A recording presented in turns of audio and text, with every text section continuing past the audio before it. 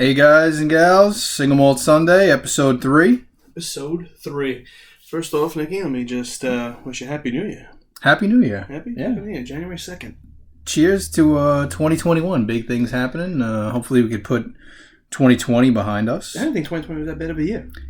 Nah, I don't want to brag. I had an okay year, but I mean, it didn't really seem like the world had a good year. So. Yeah, it's true. The world didn't have a good year. But you know what? 2021 is going to be fucking lit. I have an idea. I just have this feeling that it's going to be big. It's going to be huge. Let's start the year off right with a dram. What do we have? Well, I think, we want to start the year off with the bang and a pow. So we're going to go with Highland Park Cask Strength, right? Batch 1. Oh. Batch 1. And, yeah, this whiskey, it made our top 5. It did. It made our top 5 of the year, along with a couple other bangers, which we'll get into later in the episode. Get into a little later, yeah. But first we gotta handle some housekeeping stuff. We're gonna bring you boys back to a time when Scotch in the City was just getting out there, right? Mm-hmm. What year was it, Nick? It was either 2015 or 2016 where we... do we even remember? I don't barely have any recollection from that night. No, when we both had our first taste of Whiskeyfest. Oh, God. COVID ruined Whiskeyfest, right? There was no Whiskeyfest this year. Unless they had a virtual one this year that we weren't invited to. Probably for good reason. For good reasons, yeah. We're not. Well, the boys of Scotch and City are not welcome back. We never got formally kicked out, but it was pretty much like, don't come here ever again. Yeah, don't show your face. Don't come here, please. Yes. That's pretty much what it was. There's a list. There isn't a list, but it's just our names on it. We can't even pay our way onto that list. Yeah. No, we can't. We've been black booked. Yeah, pretty much. But let's go back to the first night. So, Whiskeyfest, as you guys all know, I'm sure, is this crazy, awesome whiskey extravaganza. And it takes place in the Marriott Marquis in Times Square. Yeah. Sick hotel. Right in the heart of Times Square. But, the thing about Whiskeyfest that always struck me as odd was that it was always on a weekday. I'm sure the Marriott Marquis renting out 2 floors is cheaper on a weekday than it is on a Friday or Saturday. But I think the reason it's on a weekday is because it's an after-work crowd. It is an after-work crowd. Everybody's there with their, their ties loosened, the open button, the Glencairn chained around their neck. Yeah, the Glencairn hang around the neck. Yeah, those guys. Though you gotta be careful with those boys because they'll take you out in the parking lot and tune you up. Yeah, but. So, Nick and I, here we are. We told you guys in the first 2 episodes that, we were these city kids, coming into this Scotch whiskey game, and we didn't know what to expect. So as we hit Whiskeyfest, Nick and I are dressed to the fucking nines, right? I don't know. Actually, I don't think so. No, we weren't, right? You were wearing... I was wearing a polo, maybe. Jeans and a sneaker. Polo jeans, and I remember exactly the shoes I was wearing, because they were... nice new suede shoe. Yes. They were a khaki suede. Oh yeah, that's what we had to be. It was a Christmas gift. Maybe it must have been from the year before because Whiskeyfest was in November. Yeah. And they were beautiful. I think I was rocking possibly some sort of T-shirt. I don't even know. Could be possible. And then you go into this building and everyone there in suit and a tie and just absolutely it didn't feel out of place at all. No. But Whiskeyfest, for you guys who haven't been, was just like a mecca of whiskey, man. Like you're walking in there and this room is just packed to the nines with people and distilleries. And there are drams just flowing left and right. Anything you want, you just put a glass on the table. Or these guys walk around with Glencairns hanging around their neck. Yeah. Picture a lanyard that you would wear at the U.S. Open or something like that. They're walking around with Glencairn hanging around their neck. Can't be bothered to hold their glass. You could literally and they had the VIP hour, which we were fortunate enough to go to a couple of years in a row. And they just pour exclusive pours. Exclusive pours, you tried some of the Glendronach Kingsman you were able to try. Yeah. That was some good stuff. I can't even remember some of the other stuff. But I know I tried a Supernova there one year. They were pouring insane stuff. And then the thing about Whiskeyfest was shit got so crazy. Yeah, towards the end of the night. Shit's getting so crazy. I remember out of hand. Yeah, completely out of hand. Yeah. But I remember walking into the bathroom, standing at the urinal, and a guy standing next to me, no idea who this guy is, and he just looks at me, and he's doing the bob, right? He's doing the bob back and forth. Oh boy, yeah, we've all been there. And he says, "Have you ever had some Wartlock 43 here?" And I look at him, and now mind you, we're at the urinals together now. I go, "No, I haven't." And he's like, "Listen." Now he turns to me. Now he's turned to me, and he's like, "Listen." He's just pissing all over. Yeah, bro, like he's pissing on his leg. I mean, I didn't want to look down. Yeah. I don't know what I mean. Oh yeah, eyes forward. Eyes forward, absolutely at all times. But so this guy's just follow me. So like, all right, fuck it, follow this guy. Follow me. Follow this guy out of the bathroom, and now I'm like at some table for Gordon MacPhail. And this is the guy who always porn. He's the porn. Oh, he's the poor guy. He's the poor guy from Gordon MacPhail. No idea who this guy's name is or even what he looks like, but he just takes out from like his black bag this Gordon MacPhail 43 year and just pours me a dram, and I'm just like, oh my god, Nick, I gotta find Nick. Where the fuck is Nick? Because you're nowhere to be found. Where was I? I think for some reason the buffet? No. Oh, well, the buffet. Yes. The buffet we went after because I found you at some. I forgot what distillery it was. It might have been I think it was Auchentoshan. Ooh. Yeah, you were just talking to the Auchentoshan guy. Oh, I like Auchentoshan. Because we were like 20-something drams in at this point. Yeah, our first Whiskeyfest, we really went there and we were just like, all right, let's do this. Let's taste as much as we can. It's free. Let's do it. Let's give some reviews and. Did any of that happen? Did any of that happen? I'm sure we did. We'd have to look back, but I don't remember a single dram. No, I don't think the next day we were even remembered. Oh man, the next day I had to work. Yeah, next day you had to work. Yeah, I was doing the day shift at I was a bellhop at the Soho Grand Hotel at the time. Those bellhops, Yeah, well, big responsibility. Yeah, a lot of responsibility.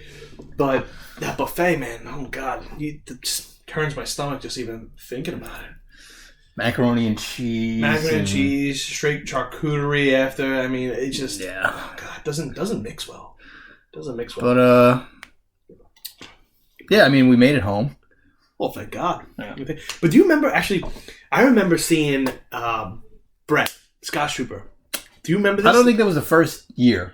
God, well, it's still a great scene. I don't even know if Brett even knows about this whole incident, but everyone at Whiskeyfest by 8:30 comes around is completely smashed.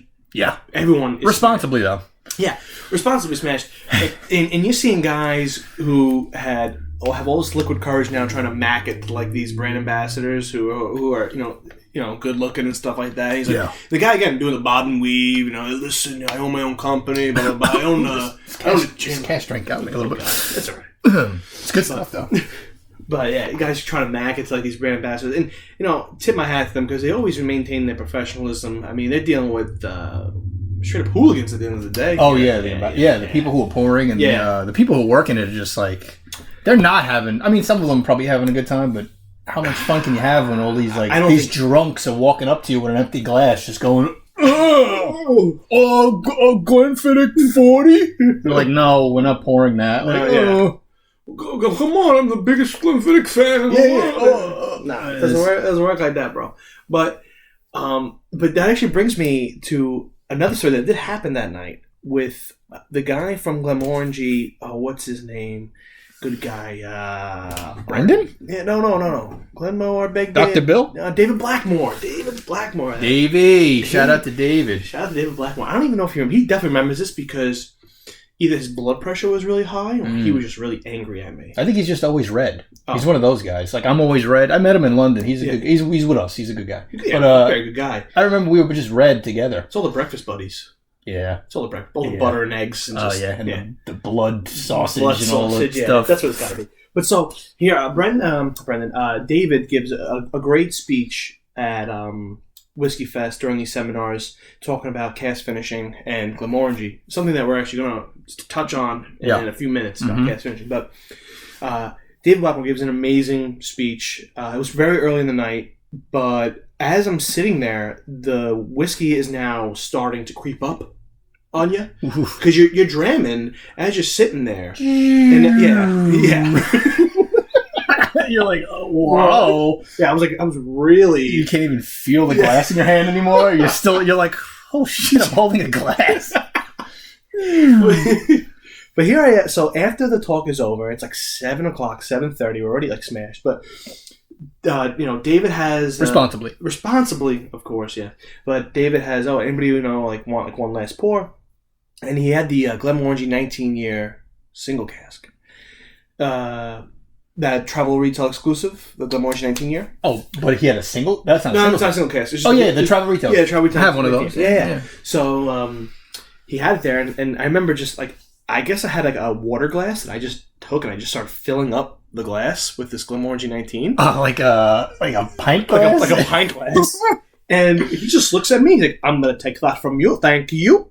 And I look at him, and like, I don't even know, I can't speak at this point. I'm just looking at him like, what the hell? What are you doing? And he's like, guy. I was hoping to share some with my father. Thank you very much. And he just takes it and puts it in his bag, and I'm just like, oh boy. What a dick. What a dick. And you walk away. I walk away, yeah. But, David, if you're listening, nothing but respect for you, man. You always give a great talk. Glenmorangie always kills it at these events with their speeches and stuff like that. They have a very talented crew. Yeah, definitely. But, yeah, my apologies to you and your pops for taking all your Glenmorangie. Apologize for Whiskeyfest 6 years ago. Whiskeyfest 6 years ago. I've never let it down, David. Yeah. But, yeah, so I just want to touch on this, whatever year this was with Brett, Scotch Trooper. Mm-hmm. I think that might have been the last year we went. It might have been the last... Was it the last year? Because we went to the seminar together. We were all sitting in a row. Do you remember? No, this is the story. Remember we see him like at the end? And he was just standing there like with no shoes on. That was like the last... He was just... He came in, I think, like dressed up. Yeah. Like... Dressed pretty nicely. Yeah, like khakis, buttoned down, tucked in. Yeah. Then at the end of the night, he just had a Stormtrooper shirt on with a suit jacket over it. And what is he holding? He's holding a little Star Wars figure. Just standing there. I think he might have been singing to it like with a microphone. I'm not sure. Like a Fusilli Jerry type of thing. But he was just standing there. Like, Brett, are you all right? He's like, I've never been better, man. I was like, yeah. Brett. I was like, Brett, you good? And he just, I'm fine. He just takes the escalator. We'll see you. And then we didn't realize, like, wait, he doesn't even live in New York. No. Like, where's he going? I don't know. He's here alone. Brett, man, I tell you, we always, when we met Kansas, we always hung out with Brett, Scotch Trooper, one of the legends of the Whiskeygram industry, for sure. Mm. What do you think about that? What do you think about the sound part? It's good. It's good, right? Yeah. It's really, like, true to, like, the Highland Park, but it's, like, a little different. Like, you taste those Highland Park notes, but then you could, like... see where they're like kind of turning a corner. And like Scotch and Sniff even said it. It's like an upgraded 12-year. And he nailed it. He nailed that remark. It's an amped up 12. Amped up 12. It's like it's like it took fucking Highland Park 12 and threw some full volume in it or something like that. Yeah, maybe just a big mix. Just a big mix, right? Oh, that's good stuff. But yeah, Brett, man, love you, dude. Hope you're doing well. And I'll reach out to you. On Sunday when we air this episode, let you know that we mentioned you. But so yeah, Whiskeyfest, absolute debauchery. And then one last thing I'm gonna say about Whiskeyfest, Nick. No! Coming home from the train, right? New York City, riding on the subway is what's the best way I can put it? If it's something you're not used to, then you're gonna be shocked by everything you see. So here I am, I'm sitting on the train. I got Nicky Boy next to me, and he's just passed out. Completely, like, I had to check his pulse at one point. So... Hold on to my goodie bag, though. You held on to the swag bag. Yeah, 100%. Swag bag, yeah. No, you don't let that go. So, we get off the train, and walk up the stairs, and I'm like, oh man, I hear, like, water running behind me. Like a leaky pipe. Like a leaky pipe. And... it's not unusual to hear that in New York City subway. Water's always leaking. Shit dripping on you all over. Yeah, so I turn around and I don't see any like leaky pipe. I just look at these suede shoes and they're wet. They're no longer mint condition. What happened, Nick? I was throwing up all over. All over the place. All over the place. So the mac and cheese, the charcuterie, salami, everything I ate, all that 30 drams of whiskey. Bro, 30 drams, I mean... I could have bottled that, and it was cask strength vomit. All over the New York City. So an adult man just walking, throwing up, but not stopping. No, didn't stop. Just walking and like throwing up and letting it just like hit my shoes, and I kept walking. And Kevin would turn around, and I would just look at him. Look, That stare. What? You have a problem? What's up? Fuck. So what are you doing? Let's go. Keep it moving. Then I went to the garbage pail, I think. Then you went to the garbage pail. Then I was upstairs. Yeah. Above ground in Forest Hills. And that's when you came to your senses. And there's only one thing in life that was going to save us at this point. Because you had work not at 8. I remember you had work I had to be in at 7 a.m. You had to be in at 7 a.m. And right now it's like 10 o'clock at night. It was probably later. Probably later. No, it couldn't have been later. Because they don't go that late, right? Yeah. Maybe 11. Maybe 11. But I remember we looked at each other and the shining light just looked at us. And it was like two guys like just seeing the light to go to heaven. Here's our salvation. Shake Shack. I don't think I got Shake Shack, though. You did. You 100% did. No, I think I got in the cab and left, and you took Shake Shack home. You're thinking of another time where we ate Shake Shack before. Gee, bro, these Whiskeyfest stories. I literally got... And of course, I left. They're all like mashed into one. Oh, yeah. I feel like we've been to one, but we went to the four. Yeah. But I remember leaving my car. Right. I left my car. I took a cab home. I came back to my car like 2 days later. It was like pile of tickets on it. It's got a fucking boot on it. Yeah. So, but that was our first Whiskeyfest. Yeah, I remember walking into my apartment and my girlfriend's there, and she's like, "Are you okay?" I'm like, "Yeah, pretty fine." Nick fucked up. Nick's not good. Nick's not good. Yeah, he's reading like a triple stack. And I say, if you ask her, she's like, she just sees me sitting there at the table, just staring off at the wall, just rocking back and forth as I eat the Shake Shack. Good. But I woke up the next day feeling great, you know. Yeah, I didn't. I know. I felt great. But let's, you know. Oh, man. I want to, what do you think? Let's touch on some, like, Scotch whiskey stuff here. Yeah, let's have a little discussion here. We reached out to everybody on Instagram a couple days ago. We said, hey, what do you guys want to hear more of? You know, me and Kevin trying to make the show pretty much just... This is what we did on Single Malt Sundays. We would just pour a couple of drams and we would just bullshit. We would either reminisce or talk about what we wanted to do, what events we wanted to go to, what bottles we were going to buy. Yeah. And we would also have just discussions, sometimes heated. Thank God Amazon didn't sell liquor to the U.S. Oh, yeah, I know. Dude. If Amazon was, Amazon Prime, like liquor sales in the U.S., forget about it. Forget about it. But... We would discuss things, and we always discuss things. And one topic always like reigns supreme. So that's this is actually our first topic now for Single Malt Sunday that is directly going to be involved about Scotch. Obviously, the first 2 episodes, you guys got a little bit of insight into like how we met, who we are, our first trip to Scotland. Mm-hmm. But here we want to dial it back and talk about some cask finishing. Yeah, what do we think of cask finishing? What do we think about it? Who's the best at it? That we know, in our opinion, who's the best at it? So, I mean, Nick, you may have your own opinion, and it's cool to, your opinion's not always right, just so you know. But, I mean, I always considered Glenmorangie kings of cask finishing. The kings. I feel like they've been doing it so long. Forgive me if other distilleries have been doing it just as long as them, and we just don't know, or I don't know because I haven't tasted it. I'm sure they have. It's just we have tasted a lot of stuff, but there's a lot of things that we haven't tried. Yeah. So, but you would go with? Are you just saying particularly Glenmorangie or Ardbeg as well? Because all those Ardbegs come out, most of them have a specific cask. I'm going with Glenmo specifically. Yeah, I'm gonna say Glenmorangie whiskey. With Dr. Bill. MCC Brendan. Mm-hmm. Like, I just think that with the Glenmorangie spirit itself, they have a perfect balance there. Just like if they're using some wine casks and stuff. And listen, that's not to say that every finish that they put out I've loved, because there have been a few there that both of course we weren't crazy about. Yeah. Like, I mean, we'll come out and say it. We weren't crazy about Bacalta. Yeah, and Spios was good, but their older stuff was definitely like Artine, Alanta, all that stuff. Yeah, those are like legendary Glenmos. Mm-hmm. But now with the release of Malaga, which is very good. Yeah, Tail of Cake, which is very good stuff. Very, very good stuff. That's the very sweet. Very sweet, but it's meant to be, because Tokai wine from Hungary is a dessert wine out there. I've had the luxury of traveling to Budapest and stuff like that, and was able to try some Tokai wine, and it's very unique. And the fact that they were able to like kind of narrow that down to a whiskey where you could still taste that kind of dessert finish is absolutely incredible.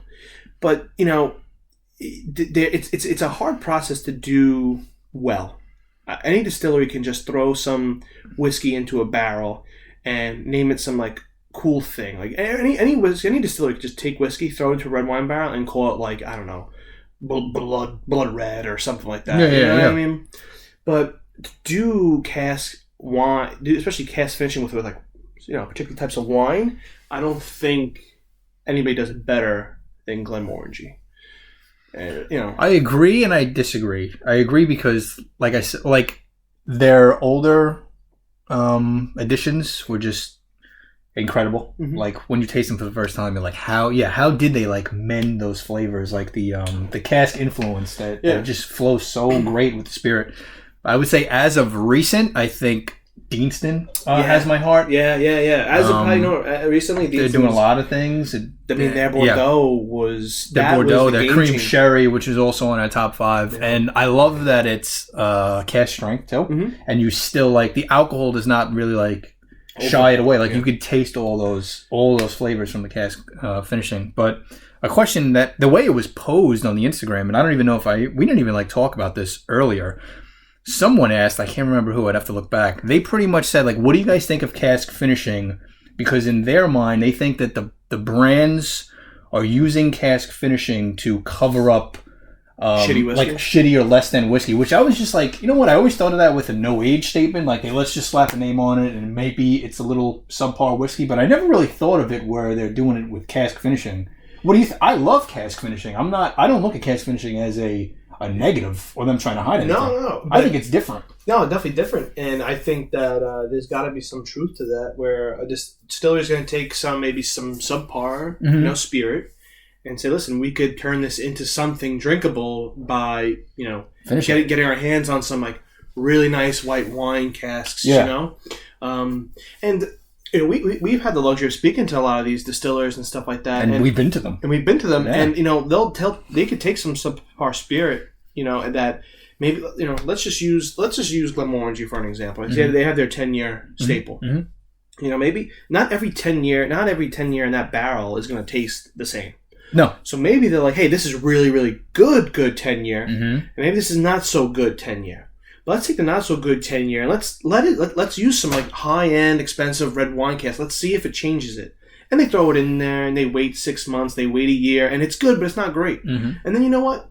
4 years down the line, 5 years down the line, you have a Côte d'Aron Glenmorangie that is stellar. But yeah, it did start off with maybe not their best 10 year coming out of the barrel. Right. But that is the beauty of cask finishing. I don't think companies are using it to like mask bad whiskey. If anything, it's to enhance. It's to enhance the whiskey. Yeah. And it's very possible that they took their best 10-year spirit that came off the stills and out of the barrel and they put it into red wine. It would not taste as good. Yeah, no, you're absolutely right. So, and there's a lot more science to this. If anybody has any questions about cask and cask finishing, reach out to MCC Brendan on Instagram. He, super knowledgeable guy. He'll tell you everything you need to know. But I think cask finishing definitely has helped the industry. Maybe not waste product, but find different uses for product, and just touch on a different base of clientele. You have red wine drinkers, you have cognac drinkers. You have all this stuff. It gets you curious, and people try it. But everybody know we love. Heavy sherry influence, different kinds of influence. We love different new kinds of casks. Ooh, what are you cracking open now? Another one. Yeah, go for another one. Go for it. Yeah. So there you go. There you go. There you go. All right. Well, that's where we kind of stand on cask finishing, cask influence. We don't think it's a bad thing. No, but and shame on you, shame on them for thinking that cask finishing is there to mislead customers. Because I don't know, maybe they've tasted some bad ones and they're like, you know what, this is just shit whiskey in a sherry cask for 6 months. And but you know what? Here's the thing, man. There are some people out there that really think that cask finishing is meant to mislead customers. 100%. Yeah, probably. We've spoken to people like that. There are Instagrams out there like that. Oh, the whiskey purists. Yeah. I mean, a bunch of losers at the end of the day.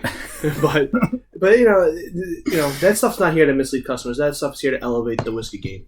That's 100%. What I would say too. But 100%. You know what? Maybe we're just a new generation of whiskey drinkers. Oh, that we definitely are. We're leading the new generation. We're leading the charge. That's it, baby. The revolution. Yeah. So let's run through our top 5 whiskeys of 2020. Top 5 for These are 2020. new releases. These aren't just like the best things we ever tasted. No, we like to, for the top 5 of the year, we like to just kind of pick on stuff that came out this year or like late last year. Mm-hmm. So for this year, we tasted many whiskeys, and in no particular order, we were like Highland Park Cask Strength, it's got to be on there. Just really delicious, and we're gonna give you guys some tasting notes on that in a moment. The next one, Nick.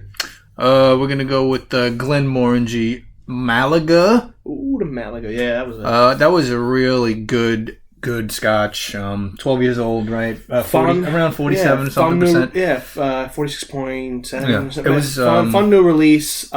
Unique wine finish. They did it a while back, right? They did a Malaga a while back of a 25-year-old. Okay, it was 25. I didn't realize that. So they had some experience dealing with the Malaga casks.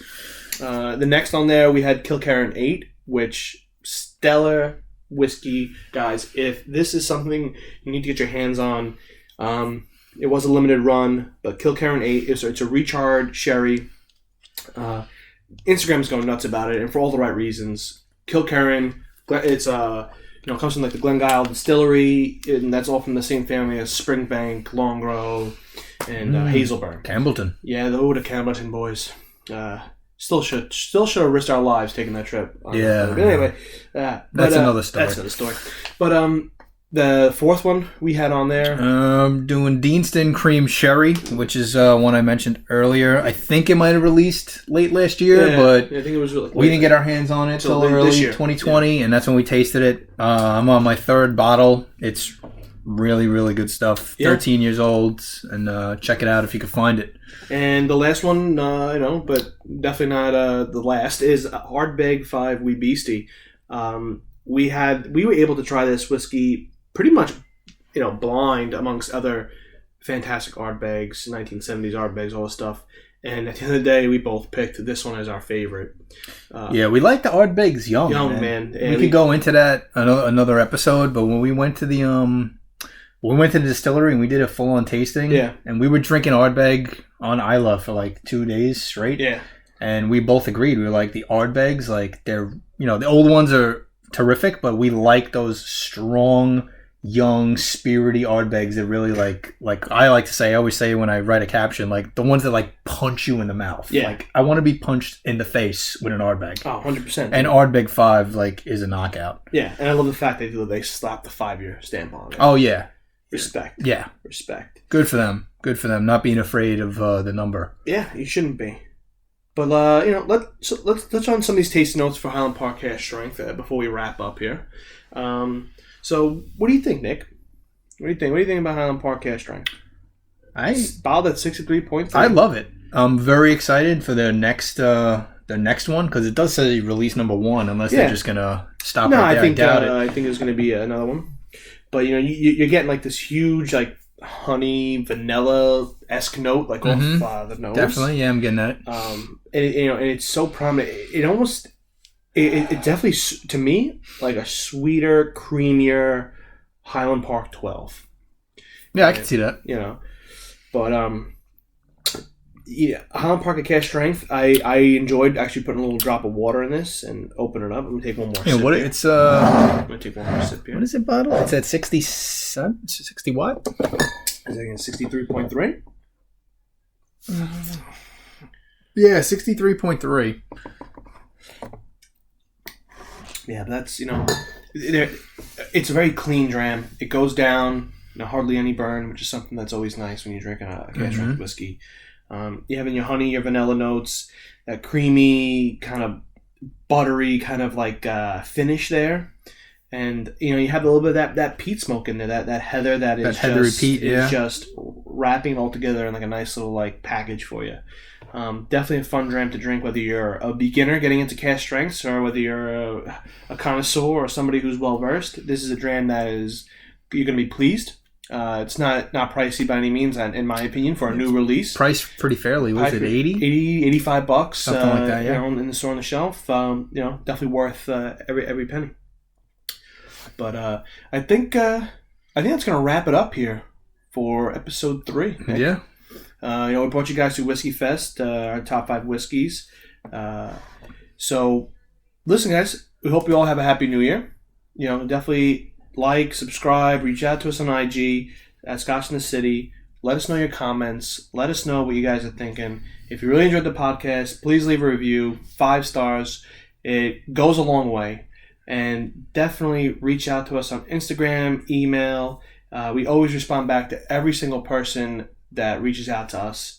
And last but not least, we just want to say this is going to be a huge year for Scotch in the City. We have some exciting stuff that's going to be happen in the next few months. And we'll definitely fill you guys in a little bit more starting next week. But until then, Kevin, I'm out of here. All right, guys. Nick saying goodbye. And we'll talk to you guys next week. All right.